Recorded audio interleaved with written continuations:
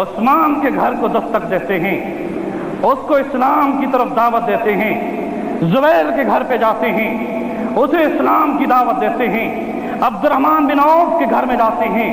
اسے اسلام کی دعوت دیتے ہیں، سعد بن وقاص کے گھر میں جاتے ہیں، اسے اسلام کی دعوت دیتے ہیں، اور دوسرے دن ان 6 نوجوانوں کو رسول اللہ کی خدمت میں پیش کرو۔ اتنا عرض کروں کہ رسول اللہ صلی اللہ علیہ وسلم کے دست حق پرست پر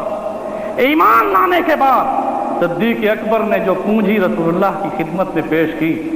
عشرہ مبشرہ میں اللہ کے پیارے نبی نے یہ فیصلہ کر دیا، ابو بکر جو تیرے ہاتھ پہ اللہ کی وحدانیت اور میری رسالت کا اقرار کر چکا ہے،